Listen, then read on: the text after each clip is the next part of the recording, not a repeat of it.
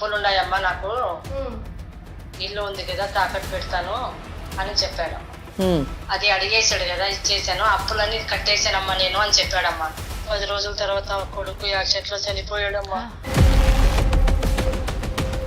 అయ్యో రామా. కొడుకు కార్యక్రమంలో ఉన్నామమ్మ నేను. కానీ ఒక ఆయన వచ్చి ఇల్లు ఖాళీ చేయాలని చెప్పాడమ్మా. ఎవరి పేరు మీద చేయించారు? నా పేరు మీద చేశారు. మరి మీరు పేరు మీద చేసినప్పుడు మీరు వెళ్ళి ఉంటారు కదా రిజిస్ట్రేషన్ ఆఫీస్ కి. అవును మేడం, వెళ్ళాను. మరి ఆయన ఎలా చేయిస్తాడు? సేల్ డీడ్ మీ దగ్గర ఉందా అండి ఇప్పుడు? ఉంది మేడం. మీరు సేల్ డీడ్ తీసుకొని మీరు ఒక్కసారి సుమన్ టీవీ ఛానల్కి రావాలండి. మేడం మీకు బాగా తెలుసు ఆ ప్రాపర్టీ రిజిస్టర్ కాలేదు. ఒకవేళ రిజిస్ట్రేషన్ అయితే అది క్యాన్సిలేషన్ అవుతుంది. ప్లస్ మీరు చీటింగ్ చేశారు కాబట్టి, లేదా ఏమైనా సంతకాలు ఫోర్జరీ చేసి ఉంటే ఫోర్జరీ కేసులో కూడా మీరు పడతారు. ₹1,00,00,000 ఉన్నటువంటి ఆస్తిని 37 లక్షలకి ఫ్రాడ్ డాక్యుమెంట్స్ క్రియేట్ చేసి కొట్టేయాలంటే చూస్తూ ఎవరు ఊరుకోరు. 3 ఆడవాళ్ళు బిక్కుబిక్కుమంటూ ఉన్నారు అంటే మీరు మొదటి నుంచి ఆ ఇల్లు కొట్టేయడానికి సిద్ధంగా ఉన్నారన్నమాట. ఇంట్రెస్ట్ బిజినెస్ చేస్తానంటున్నారు. ఫస్ట్ ఆఫ్ ఆల్ మీకు ఇంట్రెస్ట్ బిజినెస్ చేయడానికి లైసెన్స్ ఉందా అండి? మీ కొడుకు కంటే తప్పులు మీవి. మీ పెంపక లోపం వల్ల మీరింత దరిద్రంగా పెంచారు కాబట్టి సమాజానికి ఒక చీడ పురుగును అందించారు మీరు.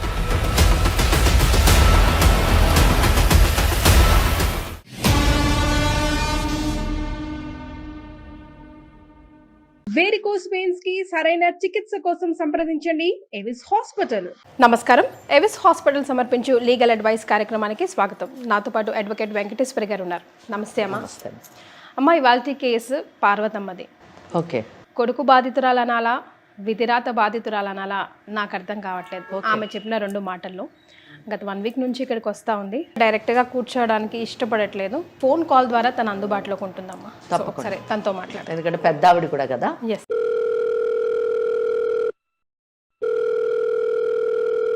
హలో.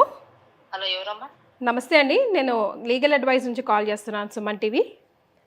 మీరు మొన్న వచ్చారు కదమ్మా, వెంకటేశ్వర గారితో మాట్లాడాలన్నారు కదా. అవునమ్మా. రైట్. అమ్మ నాతో పాటు ఉన్నారు. ప్రాబ్లమ్ని క్లియర్గా డిస్కస్ చేయండి. మీ బాబుతో సమస్య అన్నారు.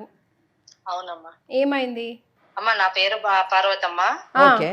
నేను, మా ఆయన, బాబు ఉండేవారమ్మా. మా ఆయన గవర్నమెంట్ ఎంప్లాయీ. మంచిగా పెంచాము కొడుకునైతే. చదువుకుంటాడు అనుకున్నాం మేము. ఓకే. కానీ వాళ్ళ డాడీ గారభంగా పెంచి డబ్బులు ఇచ్చి వాడిని ఇచ్చేసాడు. వాడు కాలేజీ మానేసి తిరగడం, తాగడం. అతి గారభం వల్ల చెడిపోయారు అంటారు ఒక మాటలో చెప్పాలంటే. అవునమ్మా. అయితే ఏమైంది ఇప్పుడు? ఇప్పుడు వాళ్ళ డాడీ 5 ఏళ్ళు అవుతుందమ్మా, చనిపోయాడు. ఓకే. ఇక్కడ అప్పులు చేశాడు. ఎవరు చేశారు? కొడుకమ్మా. ఓకే.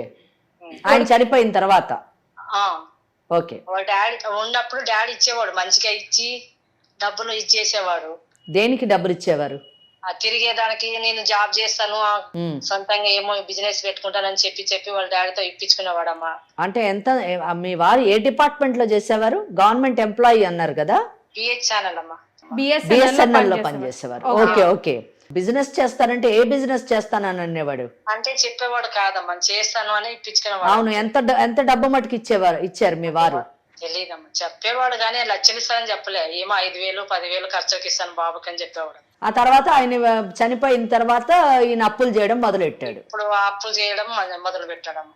ఓకే. కానీ ఒక రోజు వచ్చి నాతో మాట్లాడాడమ్మా. అమ్మ, నేను మారిపోతున్నాను, మంచిగా ఉంటాను, మిమ్మల్ని చూసుకుంటాను. ఎంత ఉంటుంది వయసు? 35 ఏళ్ళమ్మా. పెళ్ళయిందా? అదే ఇట్లా తిరిగేదానికి చేసేదానికి పెళ్లి చేస్తే బాగుపడతాడని అనుకున్నామమ్మా మేము. చేశారు పెళ్లి?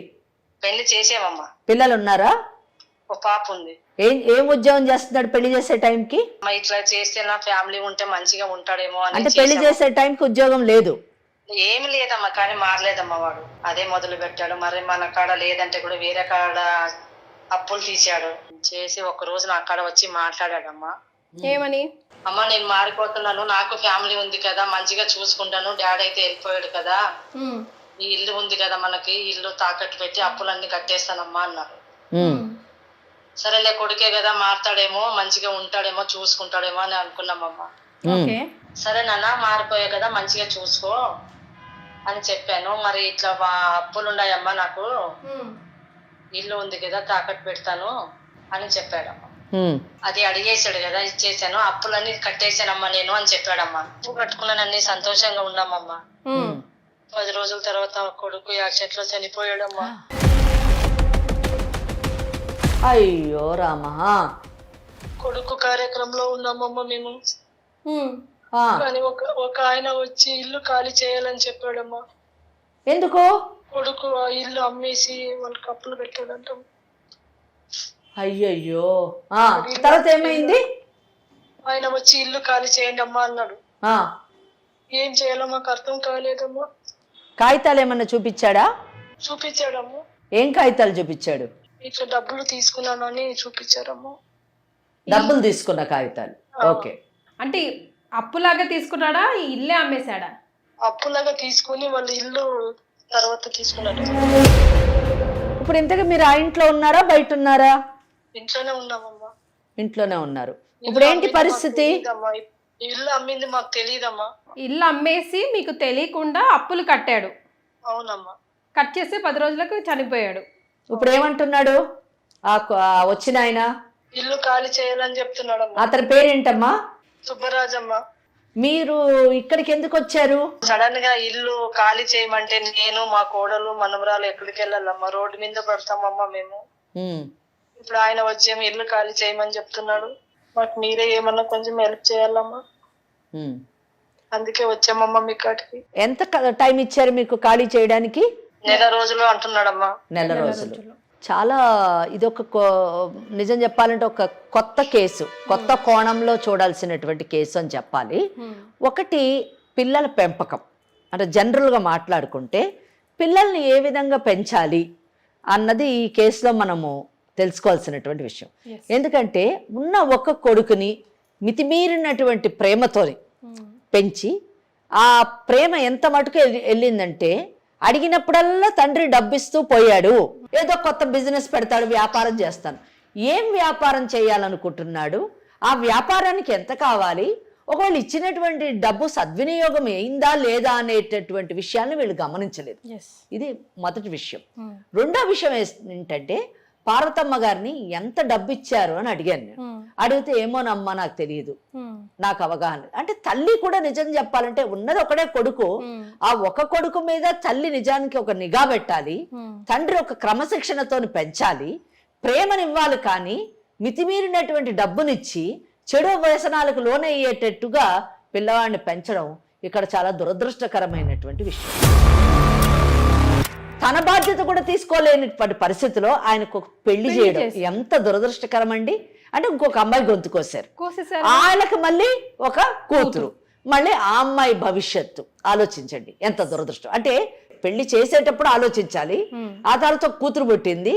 ఇంకా మూడో అంశం వచ్చేసరికి ఎప్పుడైతే భర్త చనిపోయాడో ఆ భర్త చనిపోయిన తర్వాత అయినా ఈ పిల్లవాడికి బుద్ధి వచ్చి నా తల్లి ఉంది, నా భార్య ఉంది, నా కూతురు ఉంది, 3 ఆడవాళ్ళు, వీళ్ళని పోషించాలి అనేటటువంటి ఆలోచన కలిగేటట్టుగా చేయకుండా ఆ ఇల్లు ఏదో ఉంది, ఆ ఇల్లుని నేను తాకట్టు పెట్టుకుంటానంటే తల్లి ఏమనకుండా ఏం ఆలోచించకుండా ఆ ఇల్లుని తాకట్టు పెట్టుకోమని చెప్పడం. అమ్మ పార్వతమ్మ, తాకట్టు పెట్టుకోవడానికి ఇల్లు ఇచ్చారు కదా, సంతకాలు ఏమన్నా పెట్టారా మీరు? పెట్టలేదమ్మా. ఏం పెట్టలేదు మీరు. రైట్. ఎంత మటుకు మరి వీళ్ళకి మనము న్యాయం చేయగలము, మరి వీళ్ళకి రక్షణ కలిగించగలము, లేదా సలహా ఇవ్వగలము, సూచన ఇవ్వగలము అన్న విషయం మనము ఎవరైతే ఎవరు సుబ్బరాజు అని చెప్పింది ఆవిడ, ఆ సుబ్బరాజుతో ఒక్కసారి మాట్లాడి పరిస్థితి ఏంటి. ఎందుకంటే ఈ కేసులోని చట్టపరంగా సూచన సలహా ఇవ్వడానికి నాకు సరైనటువంటి క్లారిటీ అయితే రాలేదండి.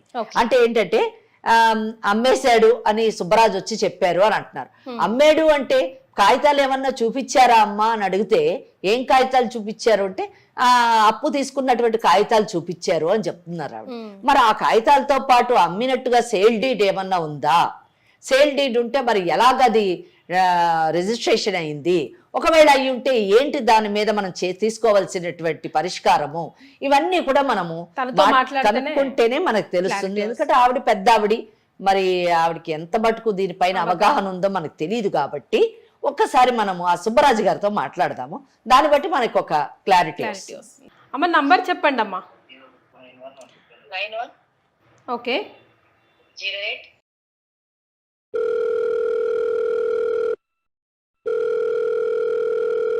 హలో హలో, నమస్తే అండి, సుబ్బరాజు గారా?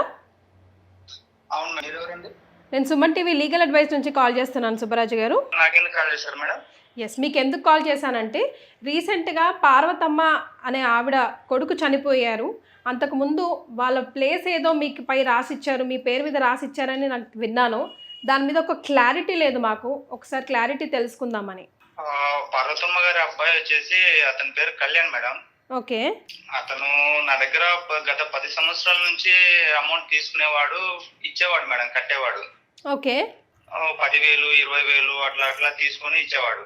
ఓకే. అట్లా కొంచెం కొంచెం పెంచుకుంటా అది కాస్త లక్షల్లోకి వెళ్ళిపోయింది మేడం. అట్లా తీసుకుంటూ దగ్గర ఎంత అయిందంటే 12 లక్షలు అయింది మేడం. 12 లక్షలు అప్పు అయింది. ఆ 12 లక్షలు 5 సంవత్సరాల క్రితమే 12 లక్షలు అయిపోయింది మేడం. అది వాడు అది ఎట్లా ఎందుకు రానికి ఇంత అమౌంట్ అంటే, నాకే అవసరాలు ఉన్నాయి, వాడు పెద్ద ఇది మేడం, జల్సాలు, తాగుడు, ఫ్రెండ్స్ వేసుకొని తిరుగుడు, డబ్బులు అంటే కేరే లేదు వాడికి. మనకి ఉన్నాయి అడిగేవాడు, సో మనకు కరెక్ట్ టైంలో కడుతున్నాడు కదా అనేసి మేము కూడా ఇచ్చేవాళ్ళం మేడం. మేము అడిగేవాళ్ళం కాదు ఎందుకు ఏంటి అనేసి. అంటే మీకు తెలుసు జలసాలకి యూజ్ చేసుకుంటున్నాడు, తన కుటుంబానికి ఉపయోగపడేది కానీ తెలుసు, అయినా స్టిల్ మీకు ఇంట్రెస్ట్ వస్తుంది కాబట్టి మీరు ఇస్తా పోయారు. మీ డబ్బు మీకు రిటర్న్ వస్తుంది కాబట్టి వాడు ఎట్టబోతే నాకెందుకు, నా డబ్బు నాకు వస్తుంది కదరా నాయన అనుకున్నారు మీరు, అంతేనా మేడం? అంటే నాకు ఇన్ టైంలో తీసుకొచ్చి ఇచ్చేవాడు మేడం. నా దగ్గర వచ్చేసరికి వాడు పర్సనల్ గా దేనికి యూజ్ చేస్తున్నాడో తెలియదు, కానీ బయట తెలిసింది బట్టి ఏంటంటే వాడు వేస్ట్ గా తిరుగుతుంటాడు, ఇట్లా ఖర్చు జల్సాలు చేస్తుంటాడు అనే విషయం తెలుసు. రైట్. నాతో పాటు వెంకటేశ్వరి గారు కూడా ఉన్నారు, అడ్వకేట్. ఆ అమ్మ కూడా మీ మాటలు వింటా ఉన్నారు. Okay madam. సుబ్బరాజు గారు, మీరు బిజినెస్ ఏం చేస్తారండి? మేడం మేము డబ్బులు ఇట్లా రియల్ ఎస్టేట్ చేస్తాను, ప్లస్ ఇట్లా ఇంట్రెస్ట్ కి ఇట్లా అమౌంట్ ఇస్తాను మేడం. ఎవరైనా డబ్బులు అడిగితే మీరు డబ్బులు ఇవ్వచ్చు, ఇంట్రెస్ట్ అది మీ వ్యక్తిగతము, లేదా బిజినెస్గా కూడా మీకు లైసెన్స్ ఉంటే మీరు ఆ బిజినెస్ కూడా చెయ్యొచ్చు. దాని విషయం అయితే మేము పెద్ద ఏం మాట్లాడదలుచుకోలేదు, ఆ ఇష్యూస్లోకి మేము వెళ్ళము. మేము తెలుసుకోవాలనుకున్నది ఏంటంటే, పార్వతమ్మ గారు ఏమంటున్నారంటే, మా కొడుకు చనిపోయిన 10 రోజులకు సుబ్బరాజు అన్న ఆయన వచ్చి, ఈ ఇల్లు మాకు మీ కొడుకు అమ్మేశాడు కనుక ఖాళీ చేయండి, ఒక 1 నెల రోజులు టైం ఇస్తున్నాము అని అన్నారు అని చెప్తున్నారు ఈ పార్వతమ్మ గారు. దీని విషయంలోనే మాకు అసలు ఏంటో అర్థం కాలేదు. ఆ ఇల్లు ఎలా అమ్మాడు, మరి ఎలాగ మీకు మీ పొజిషన్లోకి ఎలాగొచ్చింది, అసలు మీరు ఎలా హక్కుదారుడు అవుతారు అన్నది కొంచెం తెలుసుకోవాలనుకుంటున్నామండి. అసలు ఏం జరిగింది ఇల్లు విషయంలో? Okay madam.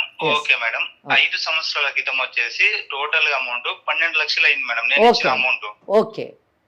ఆ అమౌంట్ 5 సంవత్సరాలకి మొత్తం టోటల్ ఇంట్రెస్ట్ కలిపి 32 lakhs అయింది మేడం. Okay, 32 lakhs. ఇప్పుడు దాని వాల్యూ ఎంత ఉంటదండి? దాని వాల్యూ ఉంటది మేడం, బానే ఉంటది. కానీ ఇంకా నేను అడిగేసా మేడం, నాకు ఇట్లా అమౌంట్ కావాలి, చాలా రోజులు అవుతుంది, నాకు కంపల్సరీ ఇట్లా కావాలి అమౌంట్ అనేసి నేను మామూలుగానే అడిగేసా మేడం. ఓకే. అడిగితే అన్న నా దగ్గర అయితే డబ్బులు లేదు, నేను డబ్బులు అయితే ఇప్పుడు ఇవ్వలేను, ఇల్లు ఉంది, ఇల్లు అమ్ముతాను, తీసుకోండి అని అన్నాడు మేడం. ఓకే. సరే, నాకు కూడా డబ్బులు కావాలి కదా అనే ఉద్దేశంతో నేను, నాకు యాక్చువల్ గా ఇల్లు తీసుకునే ఉద్దేశం లేదు, బట్ నా డబ్బులు రావాలి కాబట్టి నేను రికవరీ చేసుకోవాలి కాబట్టి సరే తీసుకుంటాను అని చెప్పాను మేడం. ఓకే. సరే అన్న, నీకు 32 lakhs ఇవ్వాలి కదా, నాకు ఇంకా పైన ఒక 5 lakhs ఇవ్వండి, నీకు ఇల్లు రిజిస్ట్రేషన్ చేసిస్తాను పూర్తిగా అని చెప్పాడు మేడం. అంటే ఆల్మోస్ట్ 37 lakhs. 37 lakhs. 37 లక్షలకి మీరు ఇల్లు. ఈ మీరు కొనుక్కున్నటువంటి ఇల్లు ఎక్స్టెంట్ ఎంత ఉంటది, ఎన్ని గజాలు ఉంటది? ఒక 150 గజాలు ఉంటది మేడం. ఉంటది కాదు, మీరు రిజిస్ట్రేషన్ చేయించుకున్నా అన్నారు కదా, పక్కగా చెప్పాలి. 150 గజాలు ఉంది మేడం. 150 గజాలు. ఏ ఏరియాలో ఉంటుంది? బీరంగూడ మేడం. బీరంగూడ అంటే ఆల్మోస్ట్ 80 లక్షలు ఉంటది కాస్ట్ ఈజీగా. పర్టికులర్ గా చెప్పలేము మేడం. ఓకే, మీరు చెప్పొద్దు, మేము చెప్తాంలే, మాకు ఐడియా ఉంది. సో 37 లక్షలకి ఇల్లు అమ్ముతా అన్నారు. ఇల్లు అమ్ముతా అన్నాడు, చేశాను. నేను ఇచ్చి ఫర్దర్ గా డాక్యుమెంటేషన్ మీద రిజిస్ట్రేషన్ చేయించుకున్నాను మేడం. ఎక్కడ రిజిస్ట్రేషన్ చేయించారండి? మేడం SRO లో చేయించాను మేడం. ఓకే. చేయించిన తర్వాత ఒక 1 month టైం అడిగాడు మేడం. ఇల్లు మేము వేరే చూసుకోవాలి, ఖాళీ చేయాలంటే 1 month తర్వాత ఖాళీ చేస్తాము అని చెప్పాడు మేడం. సరే అనేసి సరే అన్నాను మేడం. సరే 1 month కదా, సరే ఓకే అని చెప్పేసాను మేడం.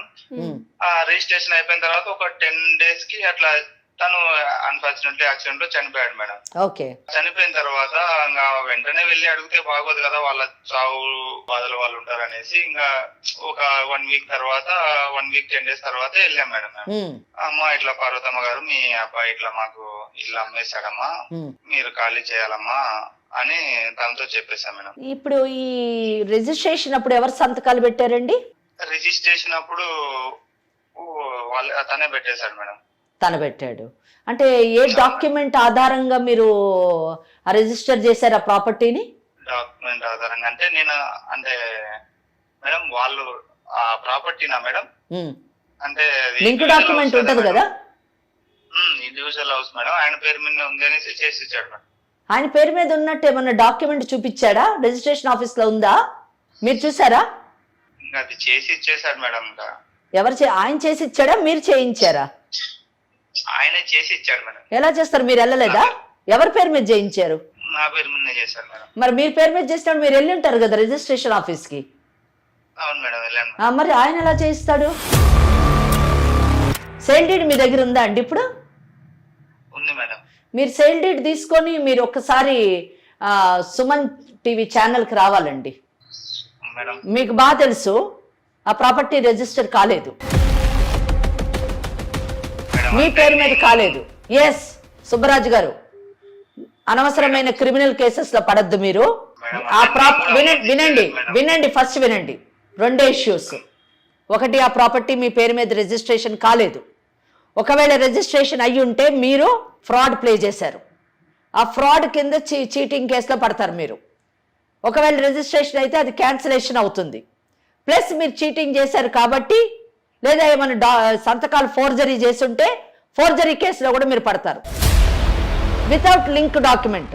సింపుల్ సుబ్బరాజు గారు, ఈ కేసులోని ఆస్తి మీరు ఏ ఇల్లు అయితే ఇప్పుడు కబ్జా చేద్దాం అనుకుంటున్నారో ఆ ఇల్లు అబ్బాయి పేరేంటి, కళ్యాణ్ వాళ్ళ నాన్నగారిది. అది ఆయన స్వార్జితం. ఆయన మరణించిన తర్వాత ఇమ్మీడియట్ గా పార్వతమ్మ గారు వస్తారు ఆ స్టెప్ లోని, తర్వాత కళ్యాణ్ వస్తాడు, ఇద్దరు వస్తారు. పార్వతమ్మ గారి సంతకం లేకుండా ప్రాపర్టీ ఎట్లా రిజిస్టర్ అవుతుంది?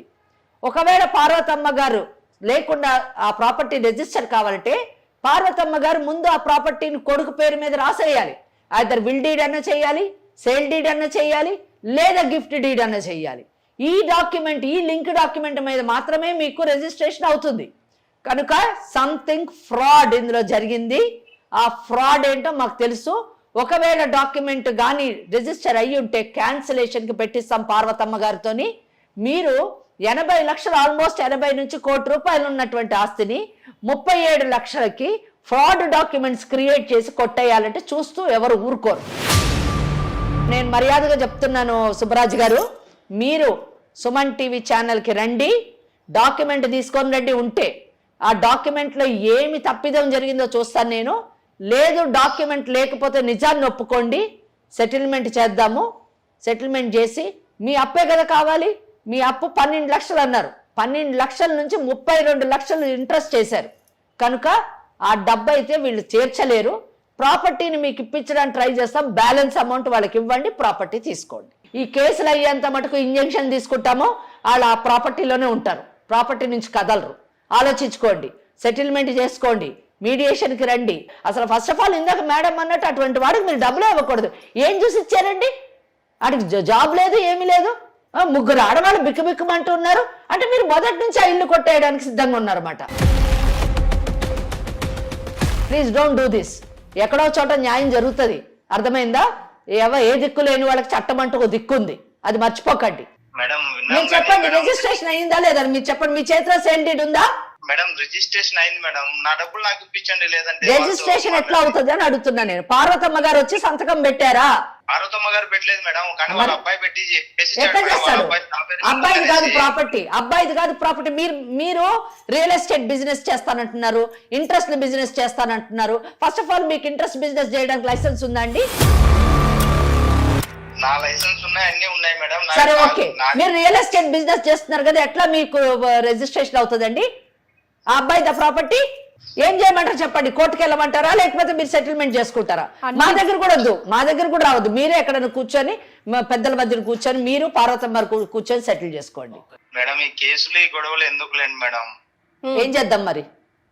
ఇంకా అదే మేడం మీ దగ్గరకు వచ్చి సెటిల్మెంట్ చేసుకుందాం అని అనుకుంటున్నాం మేడం. నా దగ్గరకు రాని అవసరం లేదు, కానీ మీరు సెటిల్మెంట్ ఎక్కడ కూర్చొని చేసుకున్నా పర్వాలేదు, కానీ రీజనబుల్ సెటిల్మెంట్ కావాలి. అంతేగాని మీరు ఇచ్చిన డబ్బుకి వడ్డీ మీద వడ్డీ, వడ్డీ మీద వడ్డీ, చక్కెర వడ్డీలు వేసేసి 100% నేను చెప్పగలను మీకు లైసెన్స్ లేదు ఇంట్రెస్ట్ బిజినెస్ చేయడానికి. లైసెన్స్ ఉంటే నేను అడుగుతున్నాను, ఏదండి మీ బ్యానర్?